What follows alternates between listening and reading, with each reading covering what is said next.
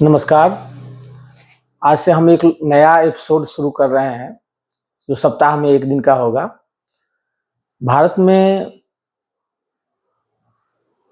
बहुत वीरांगनाएं पैदा हुई है।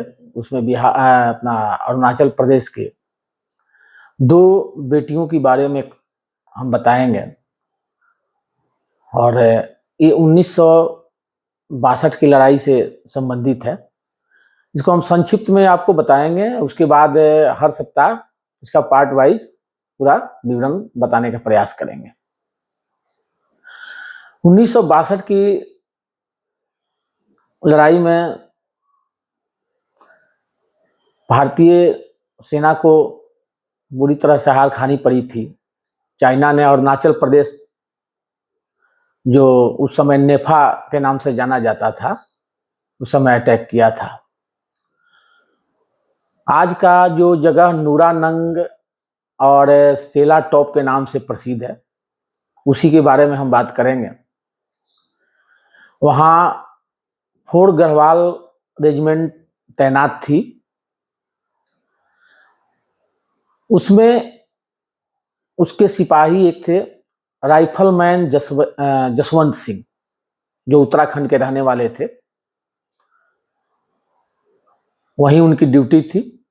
अपना जो गार्ड की ड्यूटी जब देते थे, उसी समय एक सेला नाम की लड़की उधर से आया जाया करती थी, जिससे उनको प्रेम हो गया था।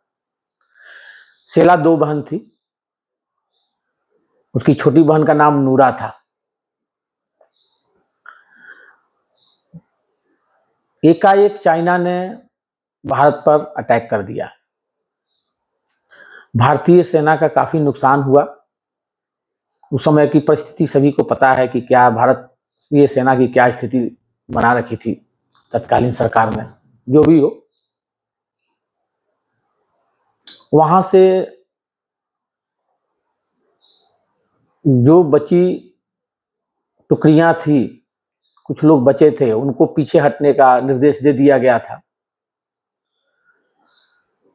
वहां से सभी लोग वापस हो गए, लेकिन उसमें से जो राइफलमैन जसवंत सिंह थे, वो बैक नहीं हुए थे।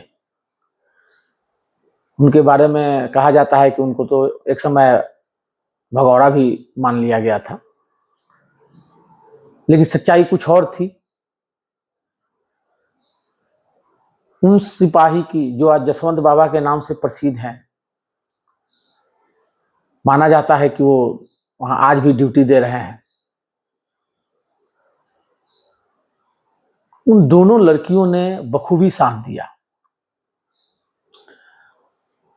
भारत ने जो अपने बंकर बनाए हुए थे सेना के लिए, जो लड़ने के लिए ट्रेंच होता है, ट्रेंच बनाए हुए थे। 3 ट्रेंच एक साथ थे।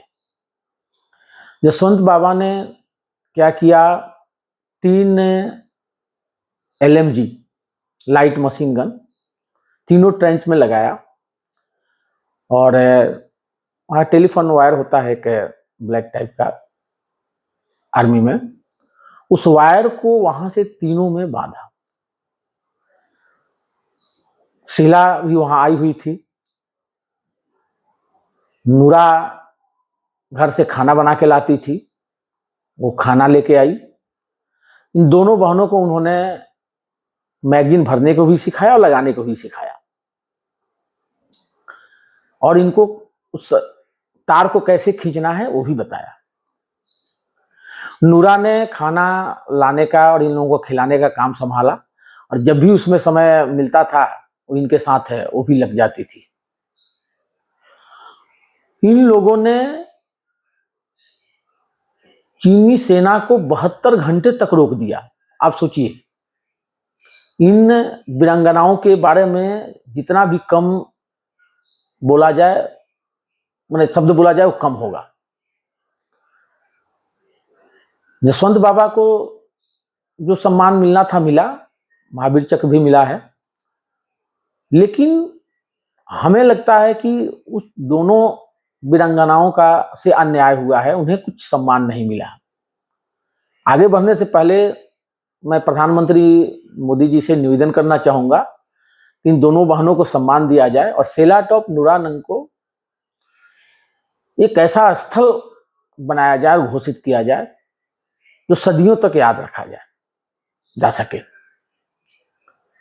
हमें जाने का वहां मौका मिला है, लेकिन ये बहुत पहले 1996 की बात है, तब हमको जाने का थोड़ा सा मौका मिला है।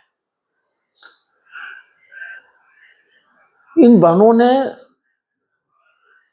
रात दिन एक कर दिया और ये लोग 72 घंटा तक, नूरा का काम था खाना का व्यवस्था करना, और 72 घंटे तक आगे नहीं बढ़ने दिया चीनी सेना को।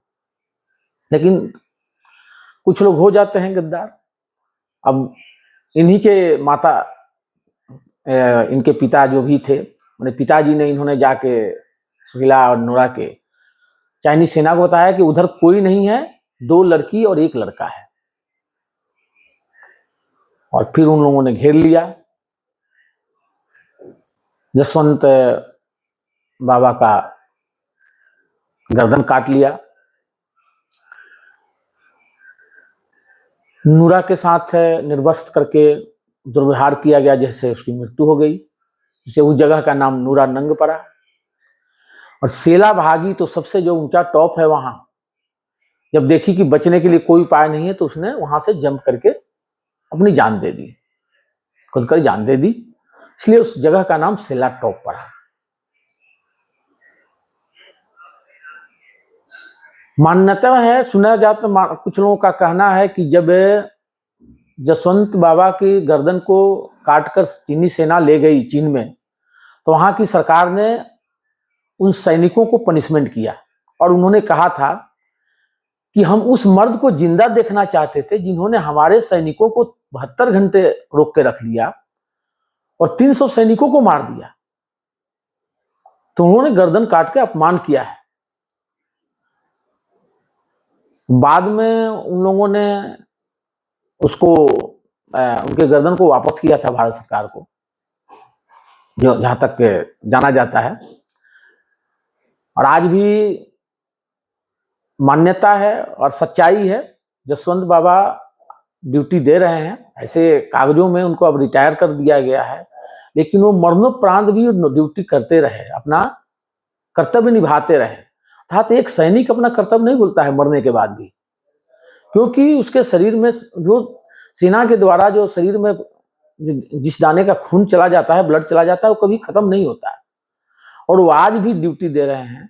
ऐसा भी माना जाता है कि उन्होंने स्वप्न में बोला था कि कभी भी चीन की सेना जब यहाँ अटैक करेगी जरा, तो उस समय 72 घंटा पहले वो सूचित कर देंगे।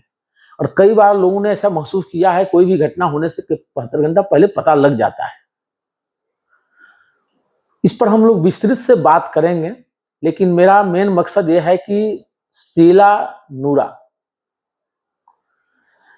ये दोनों भारत के बेटियों को, अरुणाचल प्रदेश के बेटियों को सम्मानित किया जाए और वो सम्मान दिया जाए जो सम्मान के हकदार हैं।